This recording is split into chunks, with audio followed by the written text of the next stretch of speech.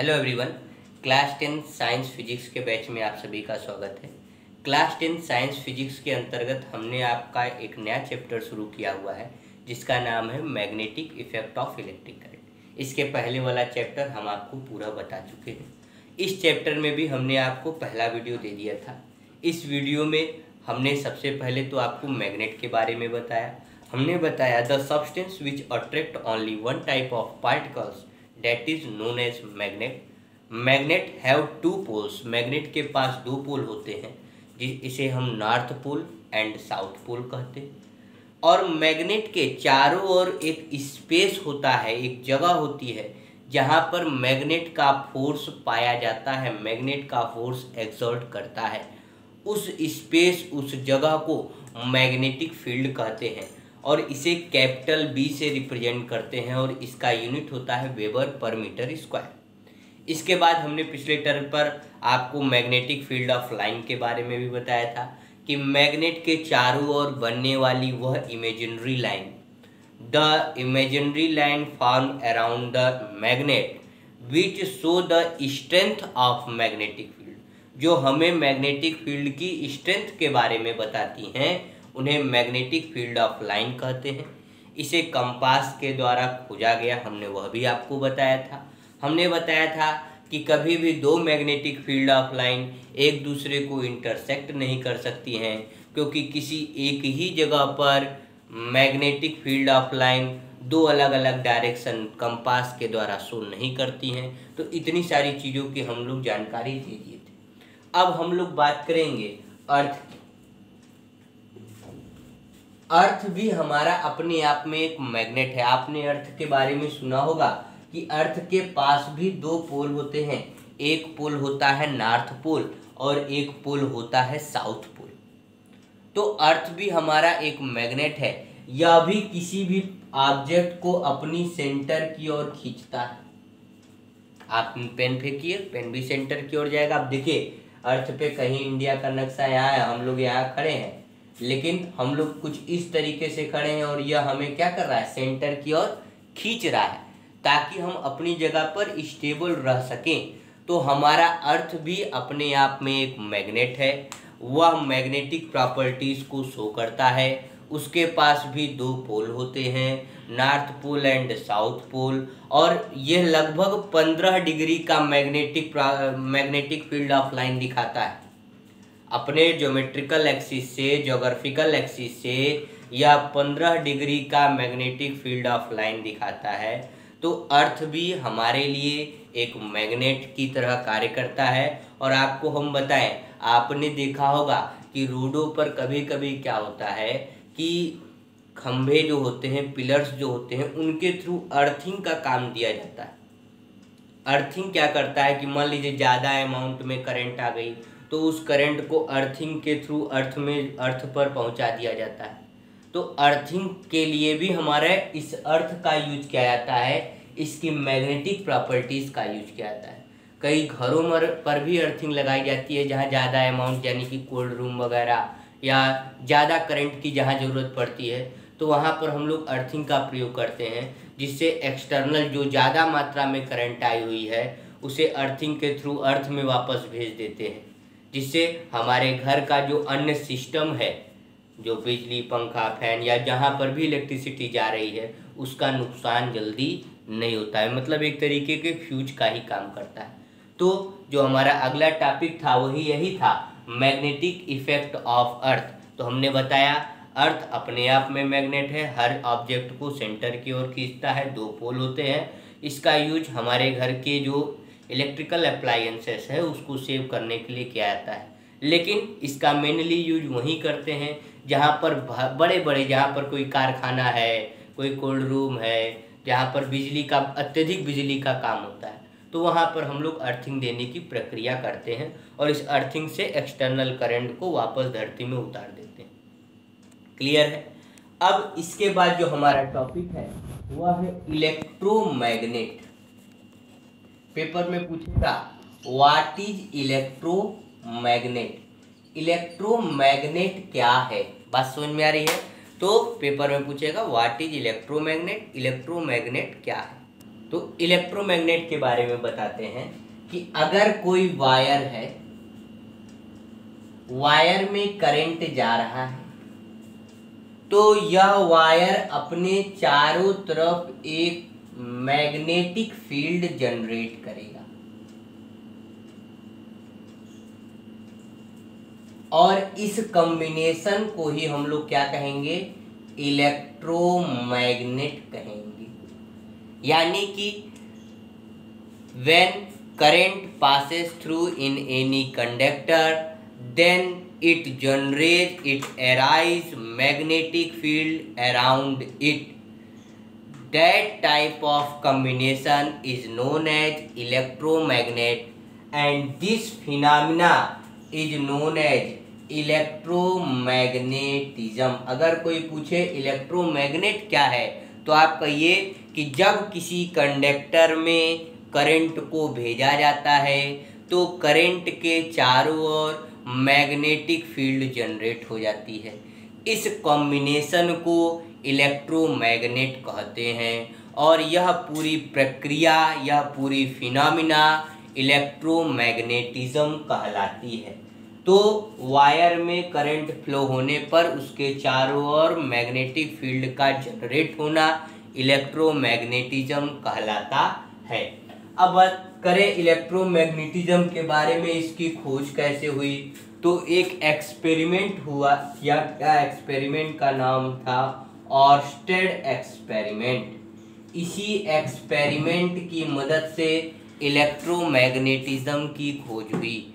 इसमें क्या हुआ, एक साइंटिस्ट रहे ऑर्स्टेड, उन्होंने एक कॉम्बिनेशन लिया इलेक्ट्रिक सर्किट का, बैटरी को ज्वाइन कराया। बैटरी ज्वाइन कराने के बाद ध्यान दीजिए, जब उन्होंने यह बैटरी ज्वाइन कराई,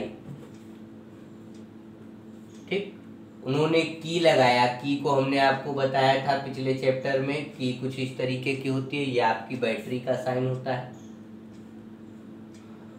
ठीक। और इस कॉम्बिनेशन में उन्होंने करंट को भेजना शुरू किया। जब उन्होंने करंट को भेजना शुरू किया तो बगल में उन्होंने अपनी कंपास निडिल जो नॉर्थ और साउथ की डायरेक्शन को रखती थी, उस कंपास निडिल को रख दिया। तो देखा जैसे ही करंट गई तो यह निडिल हल्की सी क्या हुई, डिफ्लेक्ट हुई, हल्की सी अपनी पोजीशन को इसने क्या किया, चेंज किया और चेंज होकर के उसने कोई अपना डायरेक्शन ले लिया। और फिर जैसे ही इसने हमने सर्किट को ओपन कर दिया, मतलब जो बटन था, स्विच था, उसको ओपन कर दिया, यानी कि करंट का फ्लो होना जब बंद हो गया तो ये कंपास निडिल वापस अपनी पहले वाली पोजीशन पे आ गई। यानी कि जैसे ही हम करंट फ्लो करा रहे हैं, निडिल क्या कर रही है, डिफ्लेक्ट हो रही है, और जैसे ही करंट बंद कर रहे हैं, निडिल वापस अपनी पहली पोजीशन पर आ जा रही है।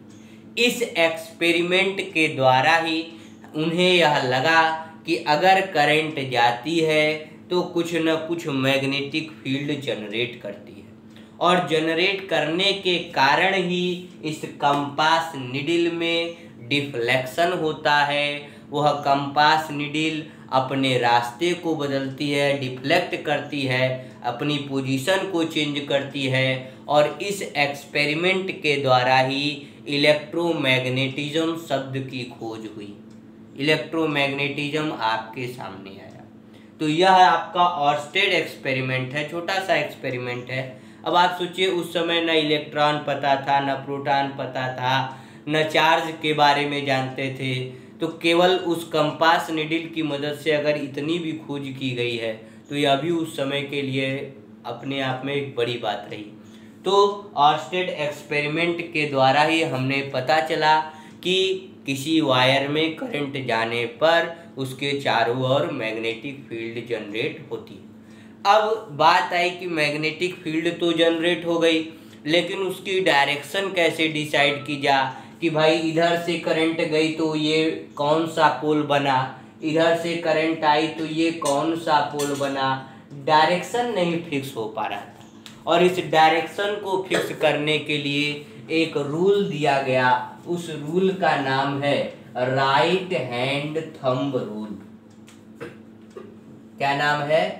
Right, RIGHT, right hand thumb rule. अब आप कंफ्यूज मत होइएगा, आपके इस चैप्टर में 3 रूल हैं। एक रूल का नाम है फ्लेमिंग लेफ्ट हैंड रूल, एक रूल का नाम है राइट हैंड रूल, और यह जो है यह नया रूल है, इसको कहते हैं राइट हैंड थंब रूल। यह आपके NCERT में भी दिया हुआ है, एसचंद में भी दिया हुआ है, लेकिन हाँ एक अलग हेडिंग के फॉर्म में यह नहीं दिया हुआ है।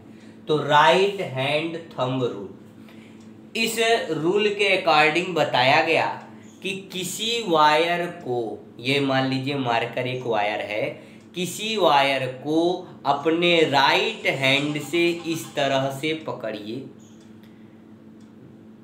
बात समझ में आ रही है? किसी वायर को अपने राइट हैंड से आप होल्ड करिए, कैरी करिए। और कैसे कैरी करिए? एज सच कि जो आपका अंगूठा है, थंब है, वह थंब का जो डायरेक्शन है वह करंट का डायरेक्शन हो। थंब का जो डायरेक्शन है वह किसका डायरेक्शन हो? करंट का डायरेक्शन हो। तो ये जो उंगली हमने फोल्ड की है ना, ये जो फिंगर फोल्ड की है, इस फिंगर फोल्डिंग की डायरेक्शन ही मैग्नेटिक फील्ड की डायरेक्शन। बात समझ में आ रही है? राइट हैंड से किसी कंडक्टर को इस प्रकार से पकड़ा जा कि थंब करंट की डायरेक्शन में हो, तो यह जो फिंगर फोल्ड की डायरेक्शन है, यही डायरेक्शन आपकी मैग्नेटिक फील्ड की होगी। फिंगर इन सर्कल्स की डायरेक्शन ही मैग्नेटिक फील्ड की डायरेक्शन होगी। बात समझ में आ रही है? जैसे यहाँ पर हमने क्या किया, मान लीजिए हम बना रहे हैं डायग्राम थोड़ा सा,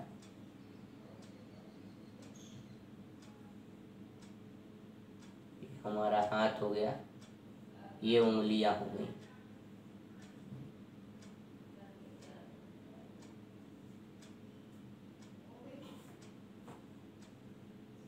ठीक, अगर हमारा जो थंब है,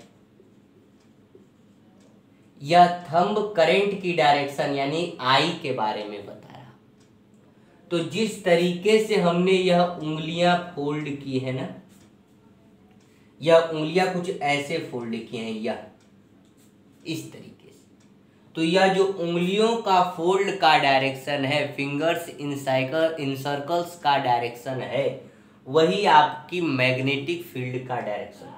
वही अगर थंब ऊपर की बजाय हम नीचे कर दें, यानी कि करंट अब नीचे की ओर जा रही है, तो देखिए इधर से उंगली मोड़े, ऐसे उंगली मोड़ने लगी। एक में उंगली ऐसे जा रही थी, ठीक, ऐसे करीब इस डायरेक्शन में, और एक में उंगली ऐसे आ रही है, जिसको क्लॉकवाइज कहते हैं, एक को एंटी क्लॉकवाइज कहते हैं। हमेशा ध्यान रखिए, जब ऊपर की ओर जा रही है तो यह आपका एंटी क्लॉकवाइज, और जब नीचे की ओर आ रही है तो आपका यह क्या हो गया? क्लॉकवाइज हो गया। यहीं पर समझ लीजिए, ऊपर की ओर जा रही है तो कुछ इस तरीके से उंगली फोल्ड हुई, और जब नीचे की ओर आएगा, मान लीजिए यह आई है और नीचे की ओर हमने भेजा, तो उंगली कुछ इस तरीके की फोल्ड। जब डाउनवर्ड्स में करंट आई तो उंगली इस तरीके की फोल्ड हुई, इसे हम लोग कहेंगे क्लॉकवाइज डायरेक्शन। और जब ऊपर की ओर गई तो उंगली कुछ इस तरीके से फोल्ड हुई, तो यह आपकी कौन सी डायरेक्शन हो गई? Anti clockwise. अगर कोई हिंदी मीडियम का है तो ध्यान से समझिए, हिंदी में क्लॉकवाइज को दक्षिणावर्ती कहते हैं और एंटी क्लॉकवाइज को शुद्ध हिंदी में वामावर्ती कहते हैं। बात समझ में आ रही है? यानी कि राइट हैंड थंब रूल क्या कहता है, फिर से पूरा रूल समझिए, कि किसी कंडक्टर को राइट हैंड से इस प्रकार से कैरी करे कि थंब का डायरेक्शन करंट का डायरेक्शन हो, तो फिंगर्स फोल्डिंग की डायरेक्शन ही मैग्नेटिक फील्ड की डायरेक्शन होगी। If we hold a conductor by right hand, then the direction of, sorry गलत हो गया, फिर से देखिए, if we hold the direct if we hold conductor in such a way, thumb shows the direction of electric current, then the fingers folding always shows the direction of magnetic field। बात समझ में आ रही है? यानी कि कुछ इस तरीके से पकड़े कि आपका जो थंब है वह इलेक्ट्रिक करंट के डायरेक्शन को दिखाए, तो फिंगर फोल्ड की डायरेक्शन ही आपकी मैग्नेटिक फील्ड की डायरेक्शन होगी। इसे हम लोग राइट हैंड थंब रूल कहते हैं, पेपर में नाम से आता है। डायग्राम देख लीजिए, अगर करंट की direction, the direction of current is upward, then the magnetic field direction be anti clockwise, and direction of current be downward, then it is clockwise. तो यह आपके दोनों में थोड़ा सा क्या है, डिफरेंस है, जिसके बारे में हमने आपको बताया। अब इसके बाद कई एक्सपेरिमेंट किए, कई सारी चीजें, जैसे एक कार्डबोर्ड लिया गया, कार्डबोर्ड का मतलब है दफ्ती, ठीक। फिर उस पे क्या किया गया, उसके होल करके उसमें से वायर को निकाला गया, उसे ज्वाइन किया गया। देखिए ये सब एक्सपेरिमेंट हुए। ये जो क्लॉकवाइज एंटी क्लॉकवाइज बता रहे हैं ना, ऐसे नहीं बता रहे हैं, इसके लिए बकायदा एक्सपेरिमेंट साइंटिस्ट ने किया भाई, ठीक है। क्या किया, बैटरी जोड़ी, कंडक्टर वायर निकाला, कार्डबोर्ड निकाला, उन्होंने कार्डबोर्ड के ऊपर आयरन पाउडर डाला, तो देखा कि जैसे ही करंट हुई ऊपर की ओर गई तो आयरन पाउडर ऐसे उस अपने चारों ओर क्या बनाने लगे, मैग्नेटिक फील्ड बनाने लगे।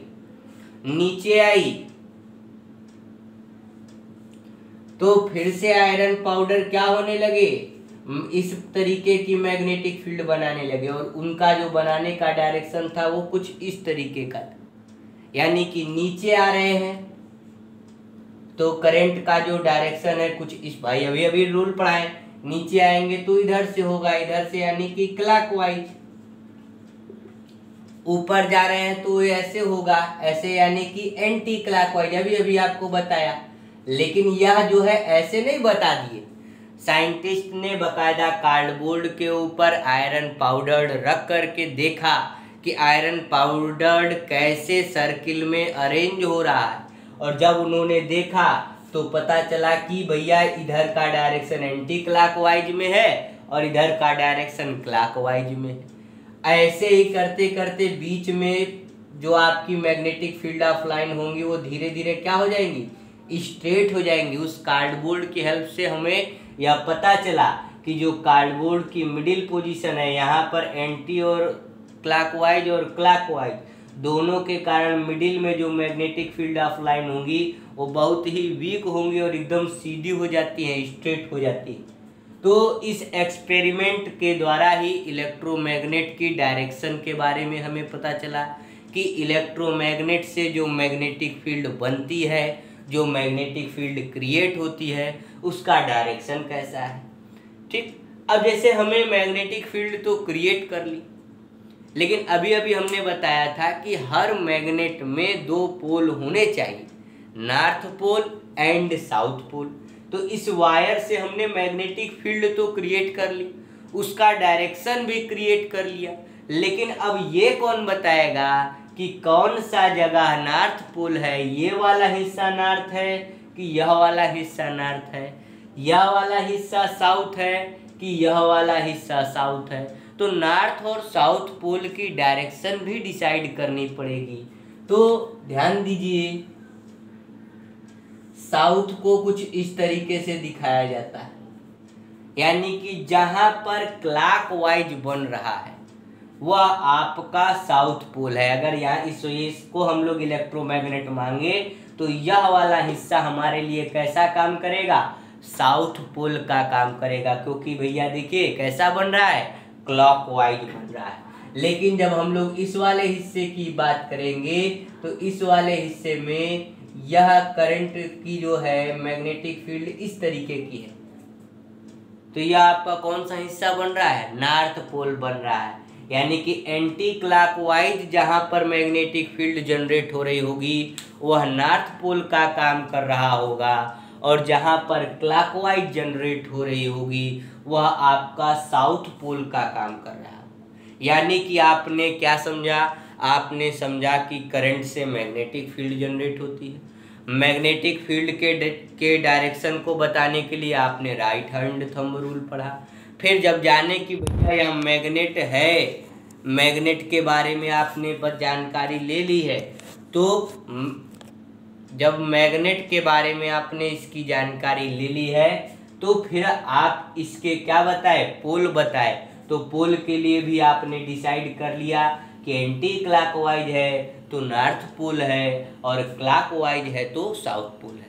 अब अगले मतलब एक दिन छोड़ करके अगले टर्न पर आपको सोलेनाइड से जुड़े हुए फंक्शन, सोलेनाइड बहुत इंपॉर्टेंट है क्योंकि इसी सोलेनाइड के ही मदद से आपकी इलेक्ट्रिक मोटर चलती है, आपका फैन चलता है, आपकी गाड़ियाँ चलती हैं। सोलेनाइड कुछ है नहीं, आपने देखा होगा जब भी फैन वगैरह को आप अंदर से खोलिए तो कई सारे वायर एक में लपटे होते हैं और उस वायर्स के ही मदद से ही सोलेनाइड का फॉर्मेशन होता है। तो सोलेनाइड के बारे में हम आपको अगले टर्न पर बताएंगे। आज के लिए इतना ही।